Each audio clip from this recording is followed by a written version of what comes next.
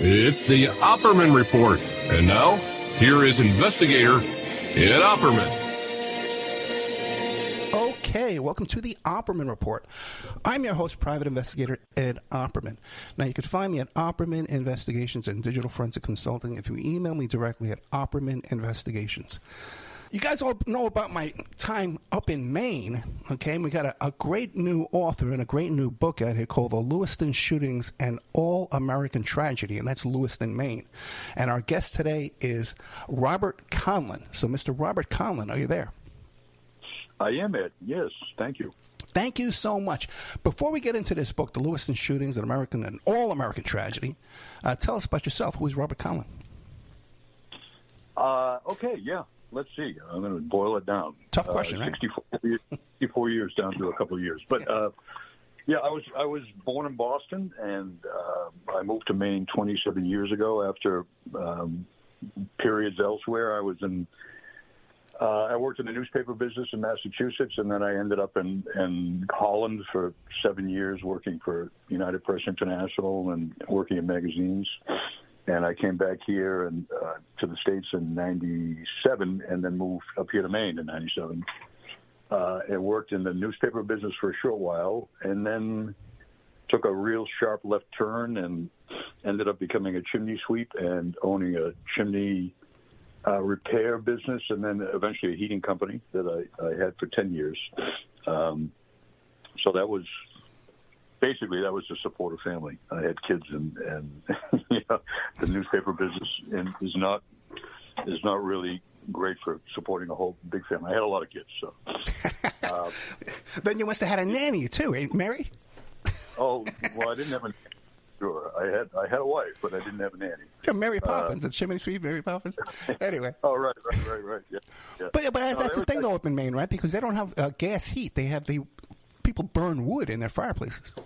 Well, you know, yeah, a lot of people still do. There's still a reliance on that. I mean, I do it. I have a wood stove and burn wood. Not strictly wood. Some people do, but yeah, it's a thing. It's definitely a thing. So it was a good business while I had it, and I eventually morphed into having a retail shop and you know, selling gas and wood and pellet stoves. But it wasn't really my calling, and you know, I really like to write. So eventually, I got back to what I really like to do, and journalism, and I also write some fiction. So I've written since 2018. I've ghostwritten 4 or 5 books for clients, and then a couple of my own also. Okay, so the Lewiston shootings. How'd you get interested in that? Were you personally affected by it? Well, you know, I wasn't personally, in terms of I didn't know any of the victims, but you know, one of the unique things I think about the story is that, and it's probably not unique, I shouldn't say, because I'm sure it happened. The feeling might be similar in other parts of the country when this happens, but it really affected. It felt like everybody in the state of Maine because it had never happened here before, and it, you know, we're in many ways, you know, sort of isolated from that, had been isolated from that kind of that mass tragedy like that. And I think there was really, in the days after the shooting, that, you know, the predominant thought was we thought it would never happen here, and it did. So I felt affected, I think, like everybody in the state did, shocked. Yeah, I lived in Vegas for October 1st. And the average person has no idea how it just turns your life upside down. You know, we had to keep our kids home from school the next day, and then later on in the week too. Yeah.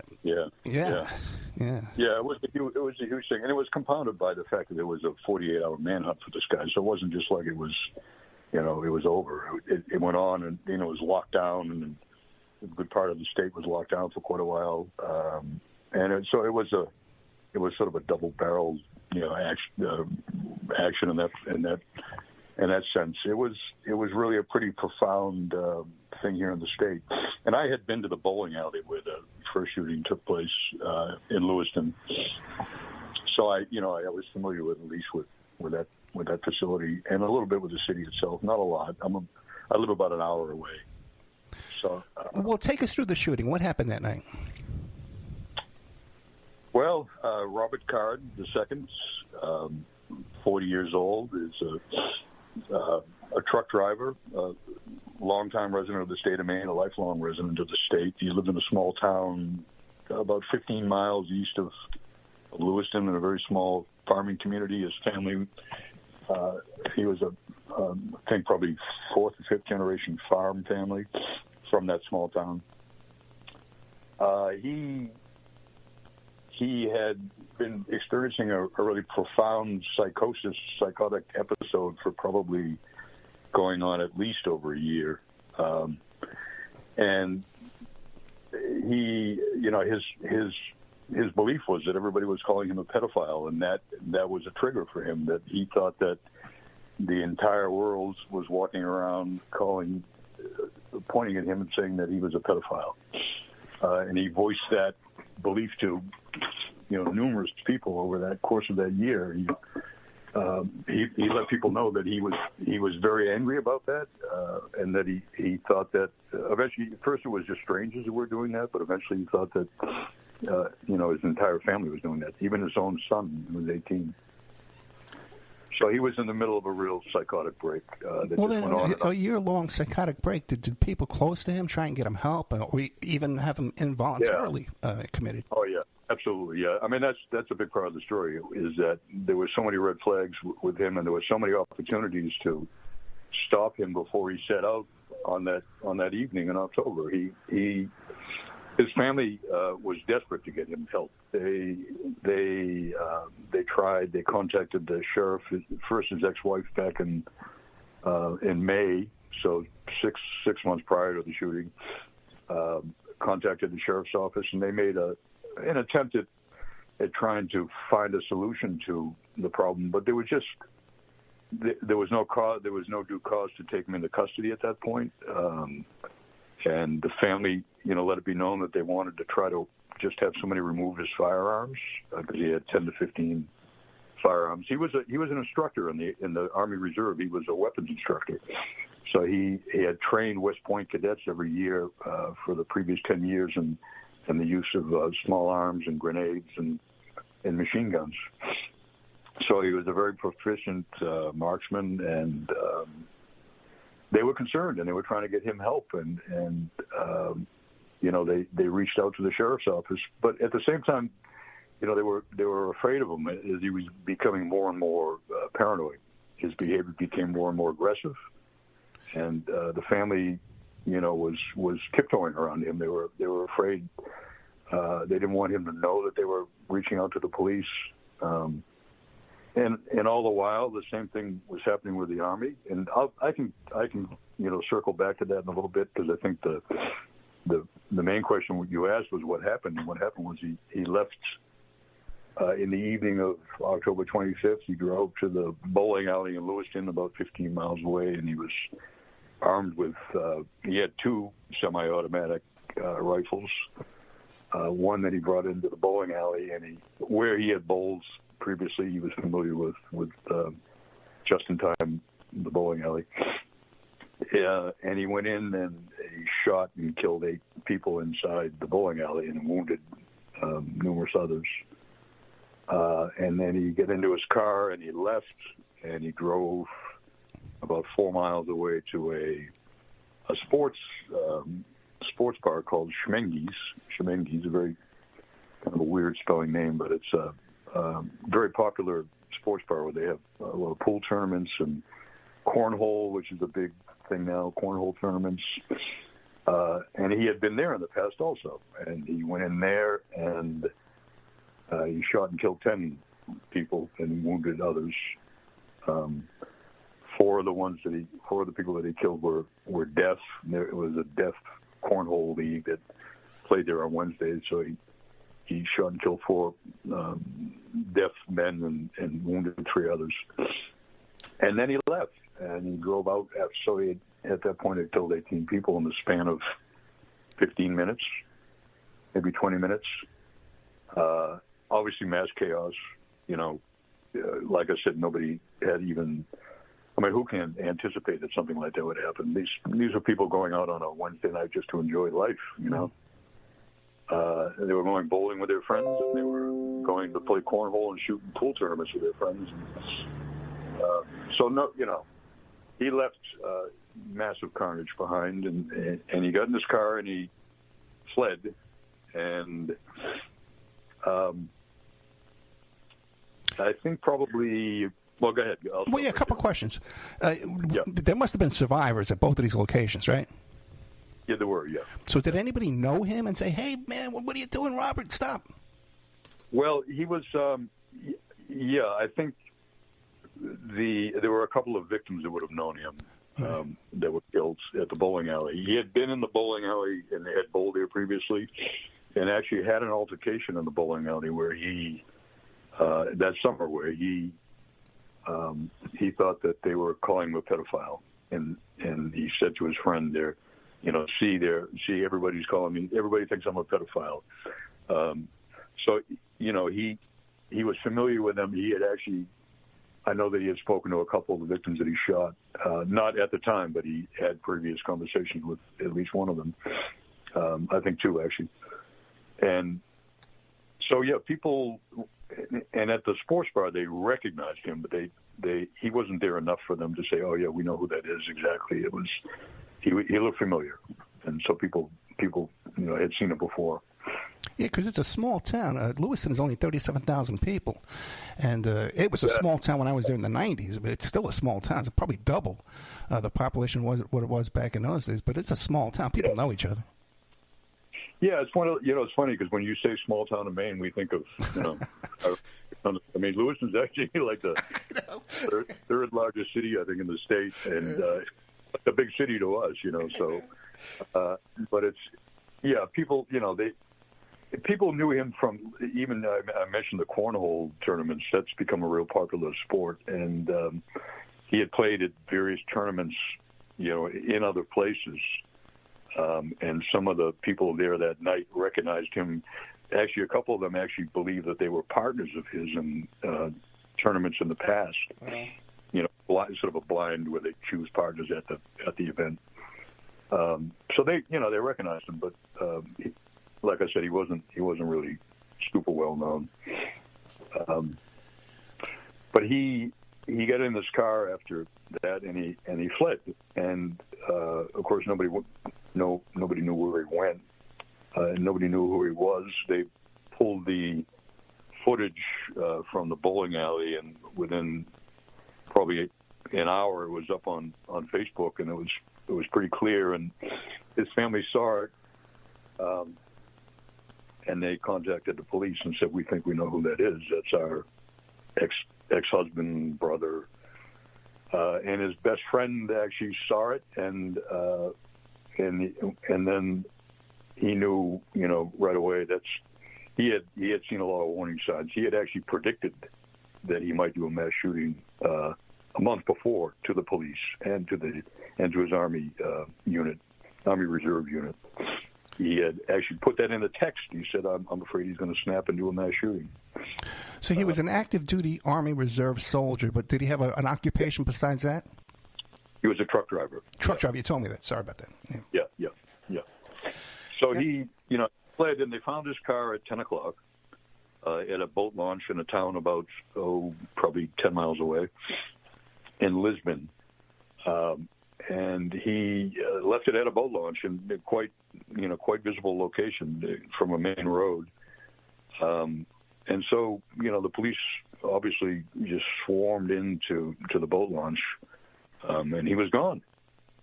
So they spent the next 46 hours looking for him, tearing the state up, and it was crazy. Helicopters and armored cars and tactical teams all over the region, and it was just, it was pretty wild. Like I said, something that nobody would have ever expected in a million years to see here. Yeah, certainly the Lewiston Police Department isn't prepared for this kind of thing, and I guess they brought in state police, but once again, it's Maine, it's a very small state, they don't have a big crime problem over there, more now than they do when I was involved. So did the FBI come in too, and ATF, those kind of guys? Oh yeah, they brought in, all the alphabet soup of, police agencies came in. I think there were 800 at the high point from everywhere. Yeah. So the Maine State Police actually, in the state of Maine, Maine State Police are responsible for all homicide investigations outside of the cities of Portland and Bangor. So they were the lead investigatory agency. But there were, I think I heard there were 200 ATF and FBI here at one point. And, they were crawling with helicopters and all kinds of stuff. Yeah, as I tell the story now, I recall this, the whole thing about the boat launch. So where did he go from that boat launch? On another boat? Wasn't it a suicide or something? What happened? Well, yeah. So, therein lies the big, one of the takeaways of the book, and one thing I had to spend a lot of time investigating was, and I walked the route, to see for myself what exactly he would have been doing. But he went from the boat launch. They found him a mile away. They found his body inside of a trailer of a tractor trailer of a recycling plant where he used to work. And there's a trail, there's a bicycle and pedestrian trail that runs along the river, the Androscoggin River, from the boat launch directly to the back of the recycling plant, and a chain link fence, and hop over that, and you can climb into a trailer, which is what he did. He used to drive those trailers, so he was very familiar with the location.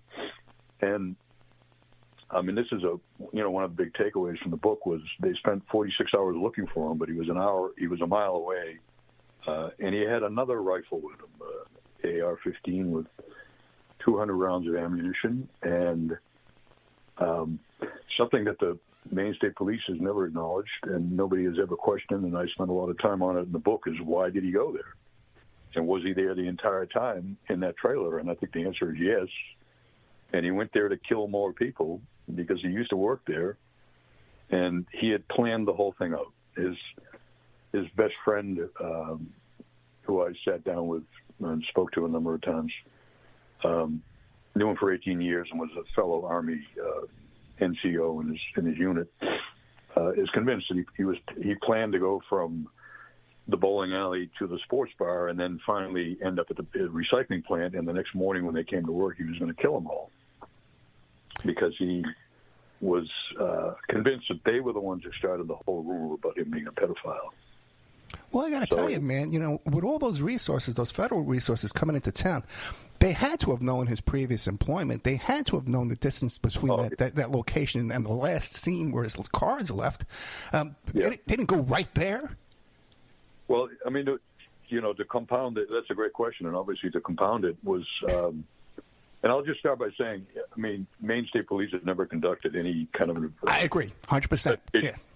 A huge, gigantic, enormous. They had all kinds of communication difficulties, just organizing, and So, having said that, and acknowledging that it must have been a chaotic, very difficult thing to control, and they were desperate to find the guy. He had killed 18 people. They knew how lethal he was.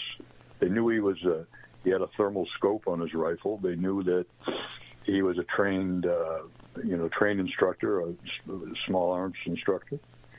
So they were desperate, but what has been overlooked in all the reports is that they were informed by his brother and his best friend, this Sergeant Sean Hodgson, that they thought that he would go to Maine Recycling. When they asked, "Where do you think he went?" they said he went to Maine Recycling.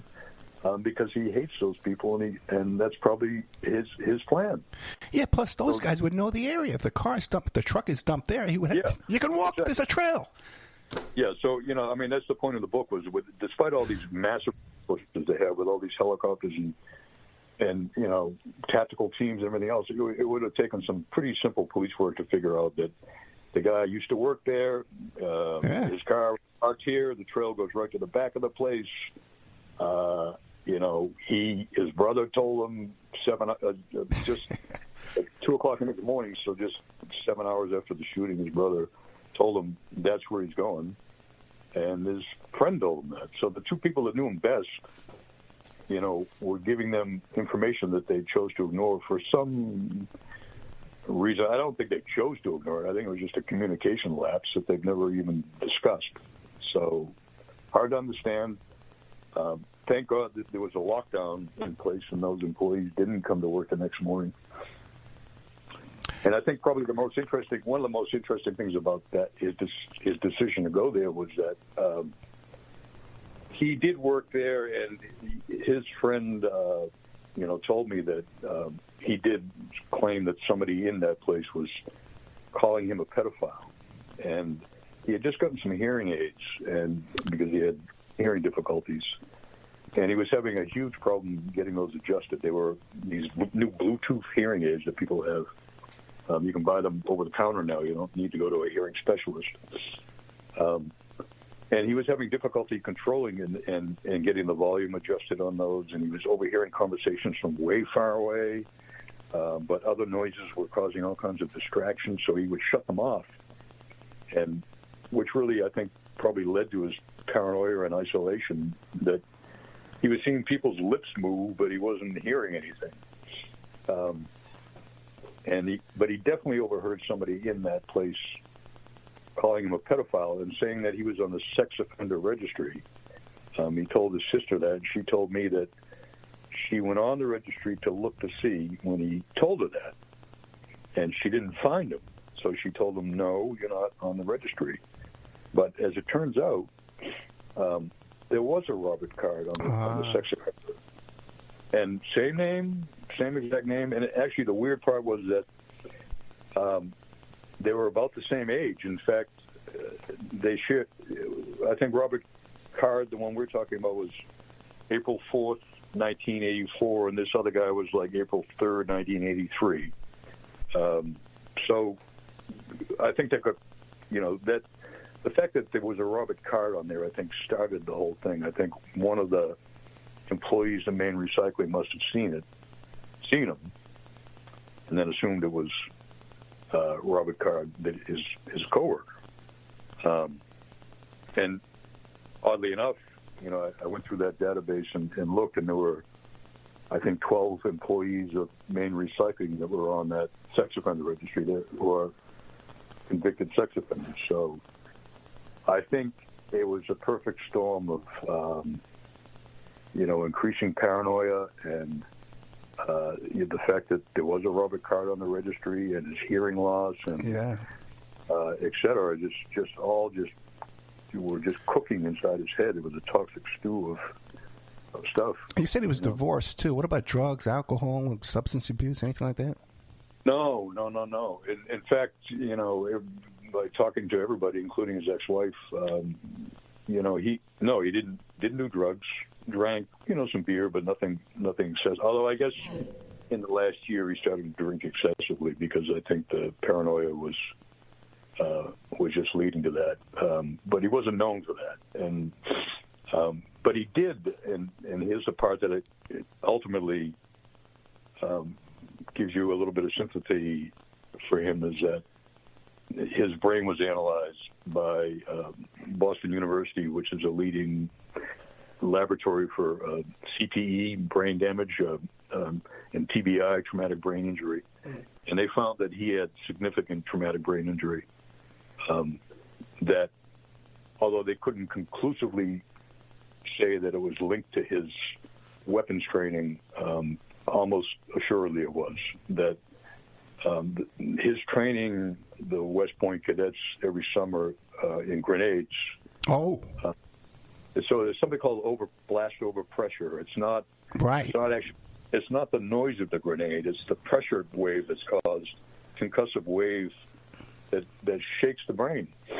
In fact, they just in April, bipartisan measure, which is very rare for Washington. There was a bipartisan bill that was passed called the Blast Over Pressure Act that is now mandates that all the Department of Defense, all the armed forces have to give a cognitive test to new recruits so they can have a baseline assessment for their brain health, and then they're going to test them while they're in. Because there's certainly a lot of evidence that shows that the training methods alone are leading to some pretty significant cases of TBI. There were 10 Navy SEALs that committed suicide that had very, very significant TBI. So there's definitely a correlation. It's just, it's hard to say how much. And they're going to be looking at it more. I think they're going to study his brain even more at Boston University. So, that's that fact was a solace to the family. It gave them at least a little bit of answer as to why, why their brother, their loved one, did what he did, because he was known. He was known as an upstanding, good, decent human being, a good father, a good family member who just went off the rails. Now, the cause of his death was self-inflicted? Yeah, he did shoot himself. Yeah. He was probably in that trailer for that entire length of time. He could have, the weird thing was there were cops all around. They had searched the parking lot. It's an overflow parking lot. The Maine State Police, once again, with all due respect, there were some keystone cop elements to their manhunt and investigation that they claim that they didn't know that lot was there. But, I drove over to the facility, and you can clearly see it from the main road. So, with the name of the Maine Recycling Trailers written on the trailers. So it wasn't thoroughly searched, and he was in one of those trailers. And meanwhile, cops had gone it thinking it was searched. Thoroughly, cops were in there talking to each other, 10 feet away from where he was probably hiding in the trailer. And he could have easily jumped out and ambushed the police if he wanted to. So was there an internal investigation, any kind of change in policy and training? Good question. The Maine State Police they issued a 3,000-page, as you probably know as an author, you're like, okay, I'm all done, and then all this new information keeps coming out. Like yesterday, the Army came out with a new report, their own internal investigation. So I had, I had to assimilate all that this morning, and just the book's written. There's all kinds of new information. Hey, second part two. Part two. Write another book. Yeah. I'll have you back next month, right? Okay. Yeah, Maine State Police had a 3,000-page report that they released in June that was heavily redacted. And, one of the hopes is that there are lessons learned, right? I know that the Card family has testified in these public. There's also a commission that was formed by the governor, the independent commission to look into all these things. And they issued an interim report back in April. They haven't come up with a full report yet. Well, it wasn't that long ago. I was surprised to see this was like in 2023, October 23, so almost 24. Yeah, it's not even here. Yeah, it's only 9 or 10 months right now, so it's pretty fresh still. And there's new information coming out. A lot of it is redacted. A lot of it, I was surprised. For example, in the book, I take the Army to task, the Army Reserves, because I figured they were going to just just clamp it down, because they didn't release a lot of documents to me. I filed all kinds of FOIA requests, and it would get 100% redacted stuff back, and I thought that they were just covering their own, because of the lawsuits that were definitely pending, and they came out yesterday, and the Army acknowledged that they had some procedural, using quotation marks right now, procedural errors in terms of how they dealt with not getting Robert Card the help that he needed. He actually went to a psychiatric facility in July while they were on training at West Point. He had a meltdown, and he was command directed to go to the psychiatric facility, and he spent 19 days there. Wow. And he was released for reasons unknown. He was scheduled to have a hearing in New York before a judge to be involuntarily committed by the private psychiatric hospital that he ended up in. And for some reason, the hearing was canceled, and he was released to his friend, his best friend, who drove from Maine to New York to pick him up, and told me all kinds of interesting things about his frame of mind on the way back. Card told him that he told him that he threatened to punch another patient, that apparently he had a hit list that he told them about. In the facility, he had punched his knuckles raw, and they were bleeding when he got in the car because he had been rolled up his mattress and was using his mattress as a punching bag. He was clearly not well, and despite that, they let him go. It's the private hospital's not talking. They're just clammed up. I mean, you know how it goes. There's lawsuits coming down the pike, and I know that the Army's report yesterday, they claim that he voluntarily committed to go to the psychiatric hospital, which is not true. And I think they did that because they're aware of the Sutherland Springs case where the Air Force ended up paying $144 million to the families of the victims because they had not flagged the shooter for a number of incidences that required them to report him to the NICS. And the same thing would have occurred here in this case, that the Army would have been responsible for reporting him to the NICS if he had been involuntarily committed, which, you know, they're parsing words right now. He was command-directed to go to the hospital, which essentially is you're going because we're telling you you're going. In 19 days, that's no joke. Yeah, it's not I'm a captain and you're a sergeant. Yeah. You're command-directed. That's not being voluntarily committed. That's involuntary. But they're parsing words, and yesterday lawyers for the plaintiffs said, yeah, we're going to, as a result of this report by the Army, we're going ahead with a lawsuit. So I imagine there's going to be, and we haven't even discussed the local sheriff's department yet. Well, before we get to that, real quick question. Now, after they find him in this trailer where he used to work, did his brother and his friend, the sergeant, did they go on TV and say, oh, my God, of course he was there. We told everybody. No, that didn't happen. It was one of those. It was one of those weird things. I didn't even know about it until I started digging into it, and then I eventually had a conversation with. I've been trying to find his best friend for a long time. He I finally tracked him down, and he finally agreed to talk. He was afraid of his own exposure, and he had some mental health issues going on. But no, he didn't. They didn't go on TV and say that. And his brother was a 4-tour combat vet. He was in the Rangers, 75th Regiment, and he's, I guess, got a pretty severe case of PTSD and is 100% disability from the VA. He's pretty. I guess he's pretty devastated and pretty shook up and doesn't want to talk about it at all. Man, like one tragedy after another. Just imagine if you did have the same name as a convicted pedophile, sex offender. I know. Your name is on that list. It's not you, but that's your name. Small town. How do you dispute that? You can't. I know. It's really weird. In fact, when the news first came out, they were actually using that guy's picture. I bet. News agencies were taking that picture off the screen and throwing that guy's picture up, and of course that guy had nothing to do with it.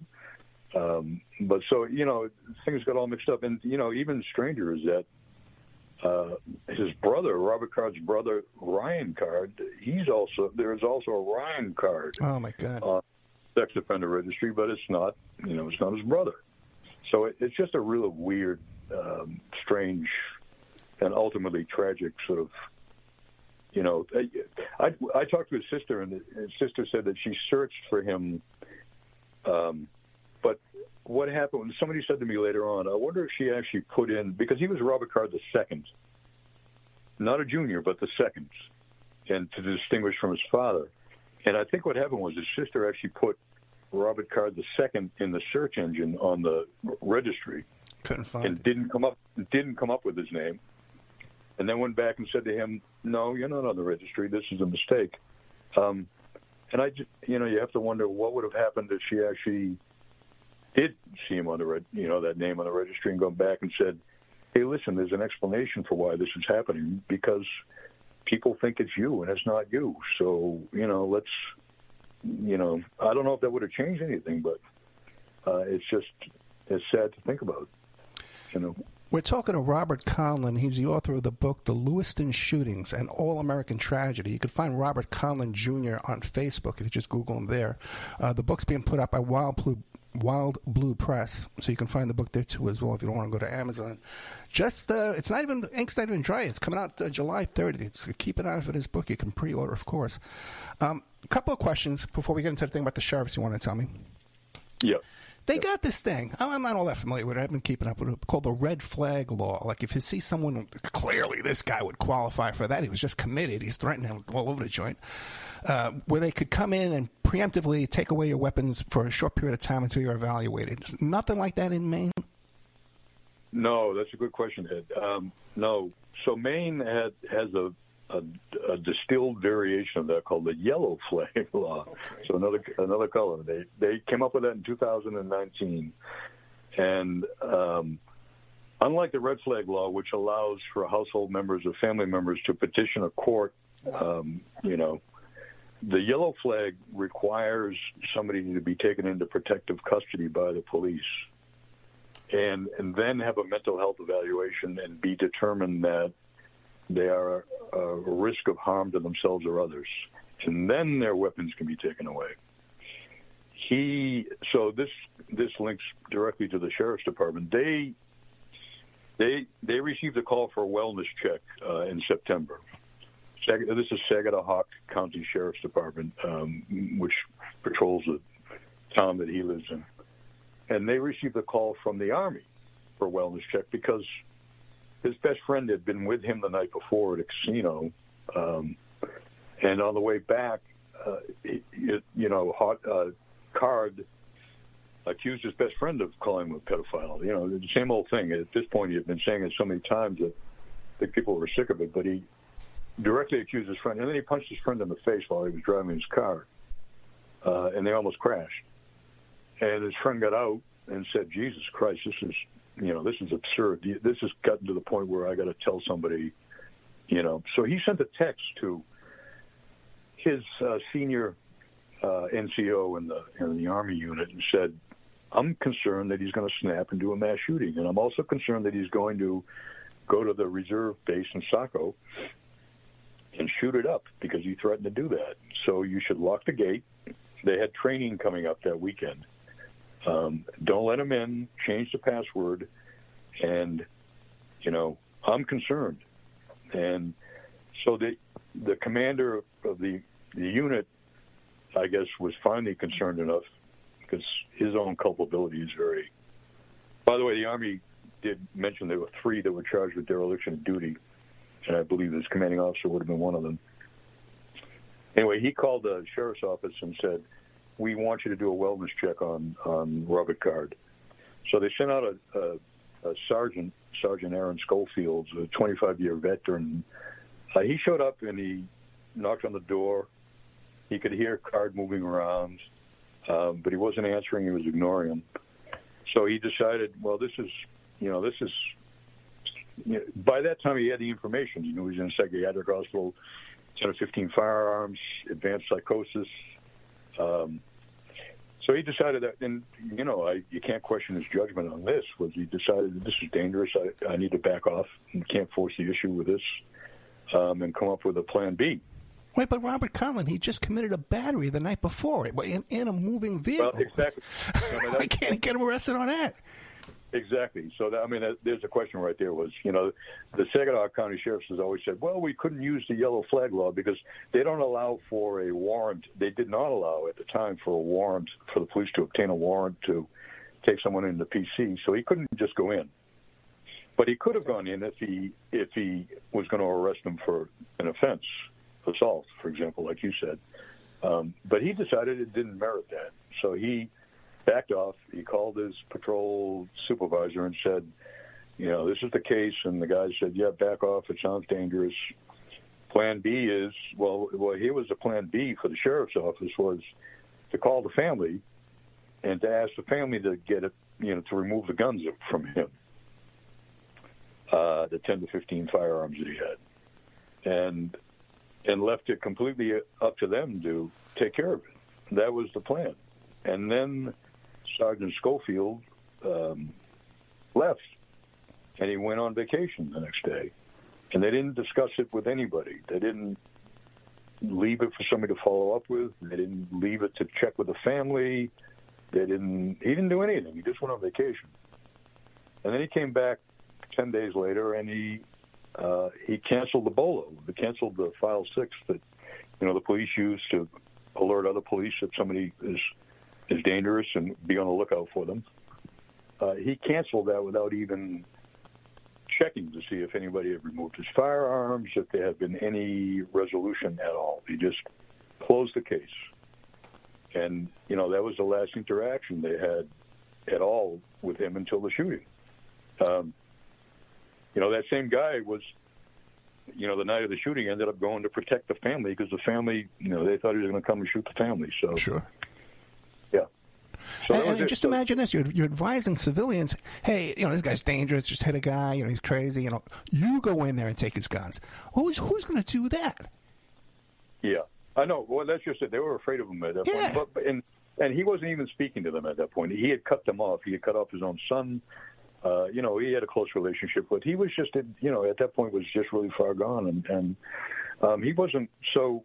Yeah, that was not a plan. And as the commission has pointed out in their interim report, they abdicated their responsibility and they left it up to the family. And the public safety was put at risk by the police not taking any action. And here's the kicker: is that this Sergeant Schofield appeared before that commission and refused to accept any responsibility at all. And he said that when they asked him why he didn't take it seriously that that Card was threatening to shoot people and commit violence, he answered in a public hearing. He said, "Well, I threatened to kill my kid when he doesn't clean his room, but that doesn't mean I'm going to do it."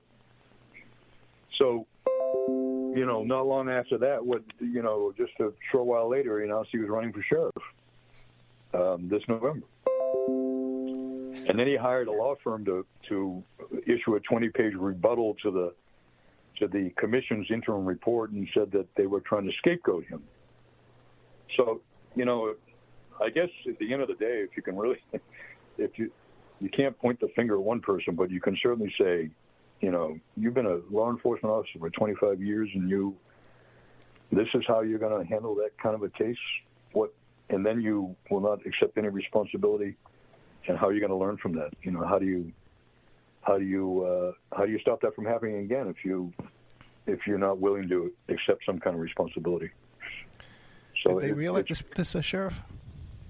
Well, the current sheriff is actually running again, also, and you have to question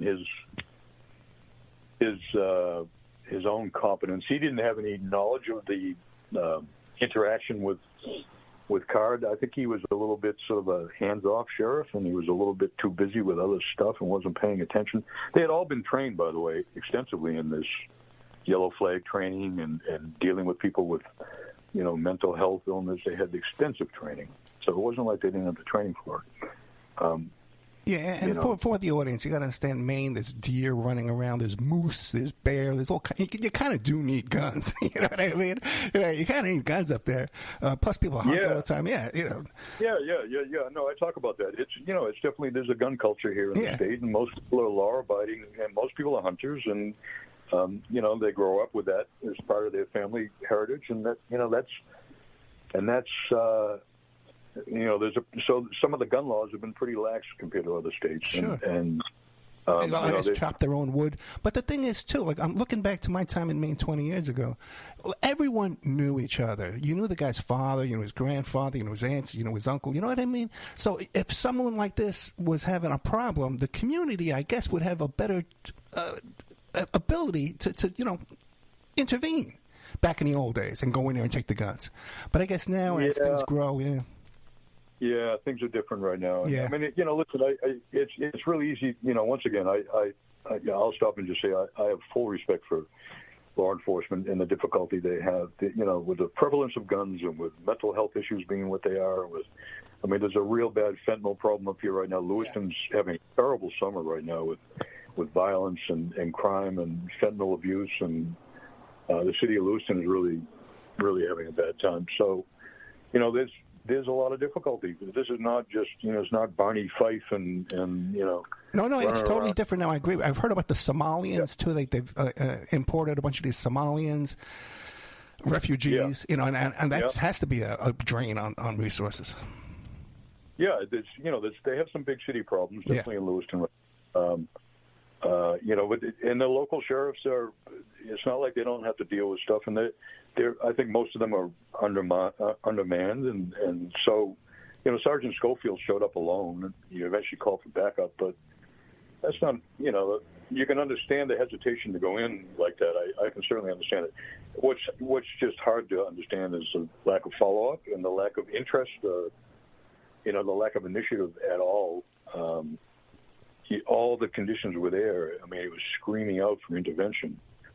And well, let me ask you this, because you got Bernie Sanders up there in Maine, right? No, he's in Vermont. Yeah. Okay, I was confused there for a second, right? But what about, like, the VA couldn't make a referral? They just examined the guy. Well, yes. So he was in the reserves, and that's a whole other, that sort of exacerbated, sort of created a chasm between what could be done and what couldn't be done. The reserves are, I think the average guy is on active duty for 38 days during a year. So they have command control over him for those time that he's on active duty. But when he's not on active duty, they cannot force him to take part in mental health evaluations, and they cannot touch his personal weapons. So they do have their own mechanism to offer him mental health, and they did, and they fell down in that respect, and they drew attention to that yesterday. Was that there was some failures in terms of follow-up. Just because they didn't have direct control over him doesn't mean they have to forget about him. And essentially, that's what happened. Was they just sort of washed their hands clean of him and said, "Well, he's not on active duty, so we can't do anything." And then, I think the kicker also is that in his unit, there were a number of law enforcement civilian officers who were also Army Reserve guys. There was a sheriff of the neighboring county who was in his unit who actually personally witnessed his meltdown, so he knew that, he was a danger.